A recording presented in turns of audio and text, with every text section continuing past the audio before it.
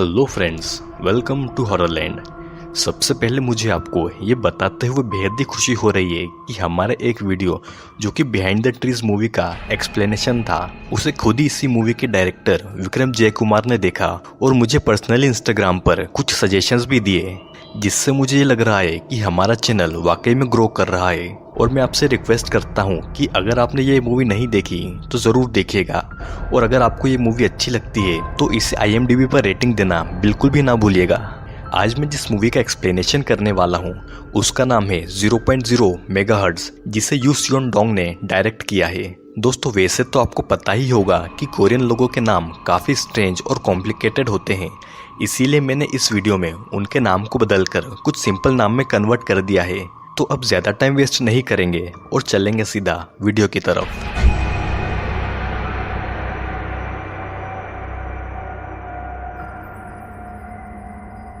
Movie की starting में हम एक गांव को देखते हैं जहां पर एक रिचुअल चल रहा था और कुछ लोग मिलकर उस रिचुअल को पूरा कर रहे थे। और तभी वहां पर पास ही के एक घर का दरवाज़ा अपने आप ही खुलता है, जिससे कि सभी लोग चौंक जाते हैं। और गांव की ही एक प्रीस्ट, जिसे शमन कहा जाता है, वो घर के अंदर चेक करने जाती है और बाकी लोग भी उसके पीछे पीछे जाते हैं। लेकिन जब वो घर के अंदर जाते हैं तो वो देखते हैं कि वो प्रीस्ट मरी हुई पड़ी है, जिसकी आंखें पूरी तरह से लाल है और उसके मुंह से खून बह रहा है। और यहीं से मूवी की शुरुआत होती है।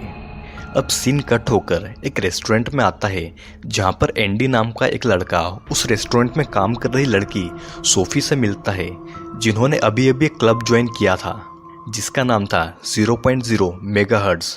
और ये एक पैरानॉर्मल इन्वेस्टिगेशन क्लब था। एंडी सोफी को बताता है कि वो एक हॉरर नॉवेल लिख रहा है और उसी की रिसर्च के लिए उसने ये क्लब ज्वाइन किया है, जिस पर सोफी उससे कहती है कि उसने ये क्लब बस यूं ही ज्वाइन कर लिया। 0.0 मेगाहर्ट्ज़ क्लब में सोफी और एंडी को मिलाकर कुल 5 मेंबर्स थे, जिनके नाम जैकी, हैरी और माइक थे। सभी लोग अपनी पैरानॉर्मल इन्वेस्टिगेशन के लिए शहर से कुछ दूर एक गांव में जाने वाले थे, जहां 4 साल पहले एक औरत ने अपने घर में खुद को फांसी लगा ली। और जब वहां के लोगों ने ये नज़ारा देखा तो वो दंग रह गए, क्योंकि उस औरत का शरीर जमीन पर पड़ा था, लेकिन उसका सिर रस्सी से बने फंदे में ही फंसा हुआ था। और तभी से वहां पर भूतिया घटनाएं घटने लगी, जिससे कि पूरा गाँव धीरे धीरे खाली हो गया। कुछ महीनों बाद वहाँ के लोकल तांत्रिक, जिसे शमन कहा जाता है, उसने भूत भगाने के लिए तंत्र क्रियाएं की, लेकिन वो शमन ही मारी गई और उसका शरीर काफ़ी बुरी हालत में मिला। इस घटना के कुछ समय बाद एक स्टूडेंट ग्रुप उस गांव में एक ट्रिप पर गया और उनमें से एक लड़की ने वहां पर किसी भूत को देखा, जिसका उसने स्केच बनाया, और वो स्केच काफ़ी डिस्टर्बिंग था। लेकिन ये बात अभी तक कंफर्म नहीं हुई थी कि उस गांव के उस घर में सच में कोई भूत है या सिर्फ ये एक अफवाह मात्र है। और इसीलिए 0.0 मेगाहर्ट्ज़ क्लब वहाँ पर अपनी इन्वेस्टिगेशन करने जाने वाला था।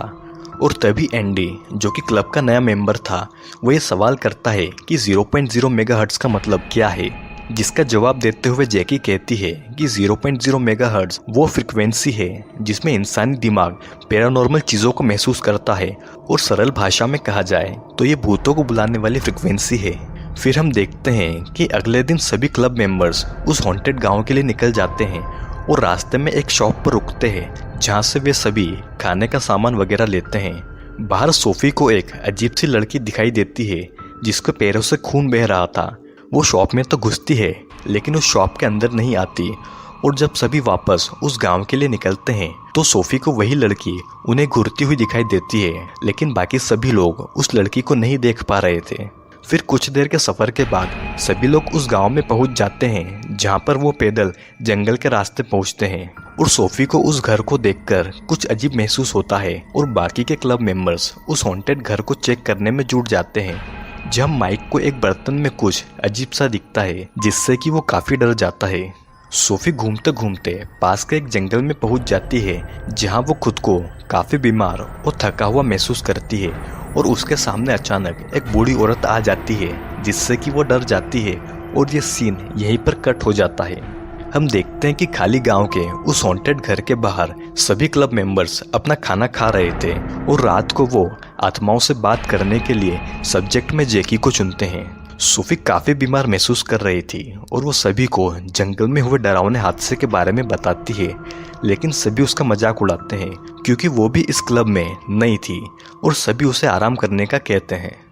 शाम होते होते मौसम बिगड़ने लगता है और सभी बारिश होने से पहले अपने इक्विपमेंट्स और कैमरास वहाँ पर सेट कर लेते हैं और रात होते ही वो जैकी को मीडियम बनाते हैं। वो दो एक जैसी दिखने वाली गुड़ियाओं को लेते हैं और एक गुड़िया को ठीक वहीं पर लटकाते हैं जहाँ पर उस औरत ने फांसी लगाई थी और दूसरी गुड़िया के पेट में वो जैकी के कटे हुए नाखून डालते हैं और उस गुड़िया को एक पानी से भरे बर्तन में रखते हैं जिसमें कि कच्चा मांस भी था।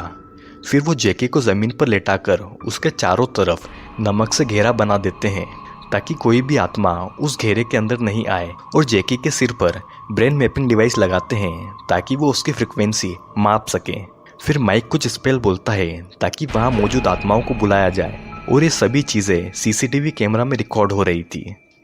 हैरी उस घर के बाहर अपने इक्विपमेंट्स पर देखता है कि जैकी के ब्रेन की फ्रिक्वेंसी कम हो रही है और तभी जैकी अजीब तरह से बिहेव करती है जिससे कि सभी डर जाते हैं, लेकिन हम देखते हैं कि जैकी बस नाटक कर रही थी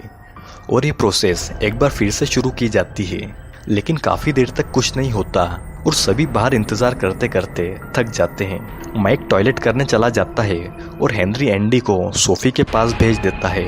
और वो खुद जैकी के पास चला जाता है और वहीं उसके पास ही सो जाता है जिसे अब माइक मॉनिटर कर रहा था। कुछ देर बाद वहाँ पर ज़ोर से बारिश होने लगती है और एंडी देखता है कि सोफी बुरी तरह से कांप रही है। उस कमरे की खिड़की पर अजीब सी परछाई आती है और सोफी का मुंह वही बूढ़ी औरत दबा देती है जो उसे जंगल में दिखाई दी थी। वो सोफी के बिल्कुल पीछे थी, लेकिन एंडी उसे ज़रा भी नहीं देख पा रहा था।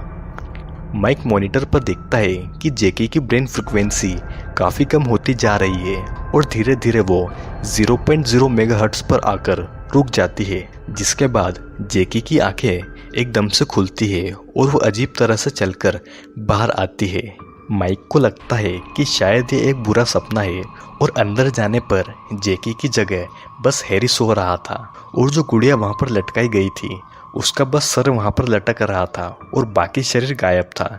फिर सभी मिलकर जैकी को ढूंढते हैं और देखते हैं कि जैकी अजीब तरह से बिहेव कर रही है। जैकी फिर से नॉर्मल होकर सभी से खुद को बचाने को कहती है और अचानक से फिर वही अजीब बर्ताव करती है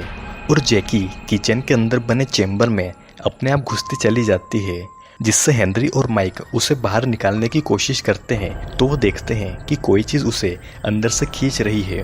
और वो देखते हैं कि चेम्बर से खतरनाक आत्मा बाहर आती है और जैकी को अंदर खींचकर ले जाती है।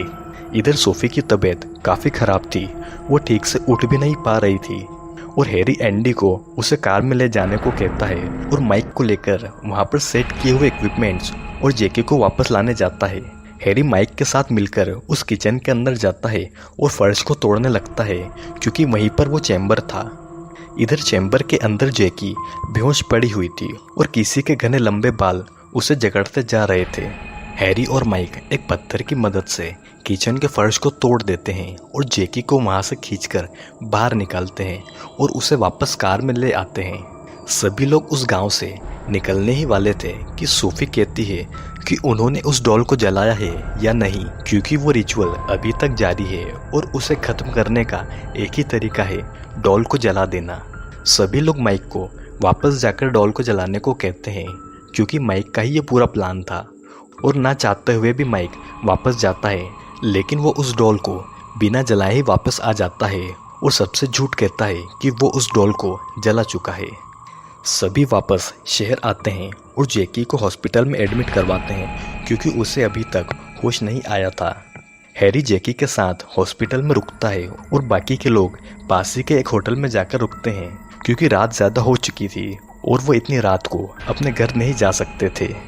होटल के अंदर एंडी सोफी से ये पूछता है कि उसने कार में उस गुड़िया को जलाने वाली बात क्यों कही थी, लेकिन वो उसे कुछ नहीं बताती और उसे सोने का कहकर अपने रूम में चली जाती है। हम देखते हैं कि माइक अपने रूम में गांव में हुए हादसे की फुटेज चेक कर रहा था और जैकी के साथ हुई घटना पर उसे मज़ा आ रहा था। फिर वो एक टीवी प्रोड्यूसर को कॉल करता है और उसे बताता है कि उसके पास एक गजब की फुटेज है और वो उस प्रोड्यूसर से उस फुटेज को बेचने की बात करता है। एंडी अपने रूम में था और उसे एक डरावना सपना आता है जिसमें एक बच्चा उसका गला दबा रहा था और यह सीन यहीं पर कट हो जाता है। अगली सुबह माइक हॉस्पिटल में जैकी को देखने जाता है जहां पर हैरी बेहोश जैकी के पास था और माइक वहां जाकर हैरी को कैंटीन में जाकर कुछ खाने को कहता है क्योंकि कल रात से उसने कुछ भी नहीं खाया था। हैरी के जाने के बाद माइक बेहोश पड़ी जैकी के पास जाता है और उसे किस करता है क्योंकि उसे जैकी अच्छी लगती थी और वो हैरी से जलता था कि तभी अचानक जैकी की आंखें खुल जाती है और वो अपने बालों में माइक को जकड़ लेती है जिससे कि वो बस तड़पता रहता है। एंडी और सोफी होटल में ब्रेकफास्ट कर रहे थे कि तभी उनके पास हैरी का कॉल आता है और वो उन्हें हॉस्पिटल में बुलाता है जहां पर वो देखते हैं कि जैकी पूरी तरह से ठीक हो चुकी है, मानो जैसे उसे कुछ हुआ ही ना हो। वो सभी लोग ये रात भी होटल में ही रुकते हैं जहां पर हैरी और जैकी एक ही रूम में ठहरते हैं और हम देखते हैं कि जैकी पजेस्ड हो चुकी थी और हैरी उसके साथ अकेले था। माइक सुबह से गायब था और उसका फ़ोन भी नहीं लग रहा था जिसके चलते सोफी रिसेप्शन से उसके कमरे की चाबी लेती है और वो माइक के कमरे में जाकर उसके लैपटॉप में गांव के इंसिडेंट की फुटेज देखती है और उसे पता चलता है कि उस रिचुअल के दौरान जैकी के अंदर एक बुरी आत्मा घुस चुकी थी और वो आत्मा अभी भी उसके अंदर ही है। एंडी होटल के बाहर था और वो देखता है कि हैरी बहुत ही डरा हुआ था और वो अपनी कार से भागकर कहीं पर जा रहा था। हैरी काफ़ी घबराया हुआ था और रात के अंधेरे में उसकी कार के सामने एक डरावनी परछाई आती है जिससे कि उसकी कार का एक्सीडेंट हो जाता है। एंडी को जैकी का कॉल आता है और वो उसे अपने कमरे में बुलाती है। जब एंडी उसके कमरे में पहुंचता है तो वो जैकी का डरावना रूप देखता है जो एक छोटे से लड़के में बदल जाती है जो एंडी के सपने में आया था। दरअसल ये लड़का एंडी का छोटा भाई था जो एक हादसे में मारा गया और जैकी इसका जिम्मेदार एंडी को बताती है जिससे कि एंडी रिग्रेट होकर अपने आप को वहीं पर फांसी लगा लेता है, लेकिन सोफी सही समय पर आकर उसे बचा लेती है। अगली सुबह उन्हें खबर मिलती है कि हैरी और माइक मारे गए हैं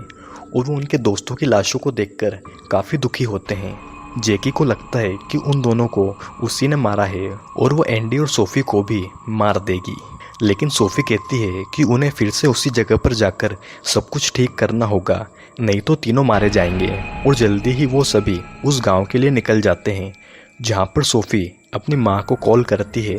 और कहती है कि उसे हमेशा से अपने शमन होने पर शर्मिंदगी महसूस होती थी क्योंकि उसे बचपन से इसके लिए चिढ़ाया जाता था, लेकिन आज उसे अपने शमन होने पर गर्व है। दरअसल शमन वो लोग होते हैं जो भूतों को देख सकते हैं और तंत्र मंत्र करते हैं। इसीलिए सोफी को गांव जाते टाइम उस दुकान पर वो लड़की दिखी थी और गांव के जंगल में वो औरत दिखाई दी थी। फिर सोफी जैकी के साथ वही रिचुअल करती है और एंडी को बाहर रुकने को कहती है। हम देखते हैं कि जैकी धीरे धीरे बदलने लगती है और सोफी उस बुरी आत्मा को जैकी के शरीर से बाहर आने को कहती है, लेकिन वो बुरी आत्मा कहती है कि वो धीरे धीरे जैकी की आत्मा को खा जाएगी और जैकी के शरीर पर कब्जा कर लेगी। लेकिन सोफी अपने मंत्र के जरिए उस आत्मा को जैकी के शरीर से निकालने की पूरी कोशिश करती है कि तभी वहाँ की मोमबत्तियाँ अपने आप बुझ जाती है और वहाँ पर चारों तरफ अंधेरा हो जाता है, जिसके बाद जैकी और खतरनाक हो जाती है। टॉर्च की मदद से देखने पर सोफी ये देखती है कि जैकी अपनी गर्दन पूरी पीछे घुमा लेती है, जो काफी डरा देने वाला नजारा था। सोफी जैकी को बचाने की कोशिश कर रही थी और एंडी तेज आवाजें सुनकर अंदर चला जाता है जहां पर जैकी उसे हेल्यूसिनेट करती है कि सोफी उसके भाई को मार रही है, लेकिन असल में ये जैकी करा रही थी। तभी अचानक से जैकी का मुंह काफी बड़ा खुलता है और उसके मुंह से वो बुरी आत्मा बाहर आती है जैसा कि उस लड़की के स्केच में बताया गया था, और वो बुरी आत्मा जैकी को छोड़कर एंडी को पकड़ लेती है और उसे खींचकर चैम्बर में ले जाती है जहां पर माइक ने वो डॉल फेंकी थी। वो बुरी आत्मा एंडी की बॉडी में घुसने की कोशिश कर रही थी, लेकिन एंडी अपनी जेब से लाइटर निकालता है और उस डॉल को जलाने की कोशिश करता है, लेकिन वो बुरी आत्मा एंडी को और जोर से जकड़ती जाती है कि तभी अचानक चैम्बर से आग की लपटें बाहर निकलती हुई दिखती है और वो बुरी आत्मा वहां से चली जाती है, जिसके बाद एंडी भी सही सलामत बाहर आ जाता है और तीनों उस हॉन्टेड घर और उस गांव से निकल जाते हैं। अगले सीन में हम देखते हैं कि एंडी और सोफी एक रेस्टोरेंट में थे, जहां पर एंडी अपने लैपटॉप में उसे नॉवेल का ड्राफ्ट दिखाता है और बाहर चला जाता है। एंडी के लैपटॉप में सोफी उस घर की फुटेज देख लेती है, जहां से उसे पता चलता है कि एंडी तो चेंबर में ही था और वहीं मारा गया था, और जो उसके साथ रेस्टोरेंट में है वो एंडी नहीं है। और तभी सोफी के कंधे पर एंडी अपना हाथ रखता है और मूवी यहीं पर खत्म हो जाती है। दोस्तों, आई नो कि आपके मन में कई सारे सवाल चल रहे होंगे और मैं उन सभी सवालों को क्लियर करने की कोशिश करूंगा। ये कहानी एक पैरानॉर्मल इन्वेस्टिगेशन क्लब की है, जिसका नाम 0.0 मेगाहर्ट्ज था, जो कि एक फ्रिक्वेंसी है जिस पर इंसान पैरानॉर्मल चीज़ों और मरे हुए लोगों से संपर्क करता है। इस क्लब में 2 नए मेंबर जुड़े थे, जिनका नाम सोफी और एंडी था। सोफी एक शमन फैमिली से बिलोंग करती थी, जिनके पास मरे हुए लोगों को देखने की शक्तियाँ होती थी, लेकिन सोफी को ये ज़रा भी पसंद नहीं था। फिर 0.0 मेगाहर्ट्ज क्लब एक गांव के एक घर में इन्वेस्टिगेशन के लिए जाता है, जहां पर उनकी फ्रेंड जेकी पोजेस्ड हो जाती है और रिचुअल को ख़त्म करने के लिए उसमें यूज हुई गुड़िया को जलाना था, लेकिन माइक उसे नहीं जलाता क्योंकि वो जेकी और हैरी के रिलेशन से जलता था और जेकी अभी भी पोजेस थी। वो माइक और हैरी को हेल्यूसिनेट करके मार डालती है और एंडी को भी उसके छोटे भाई का विजन दिखाकर मारने की कोशिश करती है, जो कि एक दुर्घटना में मारा गया था। सोफी को रियलाइज़ होता है कि उसके शमन होने का इस्तेमाल करना चाहिए और वो रिचुअल को ख़त्म करने के लिए वापस उस घर में जाते हैं, जहाँ पर जेकी तो बच जाती है लेकिन एंडी नहीं बच पाता और उसकी आत्मा सोफी को अभी भी दिखाई देती है, क्योंकि उसके पास मरे हुए लोगों को देखने की शक्तियाँ थी। तो दोस्तों, ये वीडियो कैसा लगा कमेंट करके ज़रूर बताना और वीडियो को लाइक शेयर के साथ साथ हमारे चैनल को सब्सक्राइब करना ना भूलिएगा, क्योंकि और भी कई इंटरेस्टिंग वीडियोस जल्दी ही आने वाले हैं।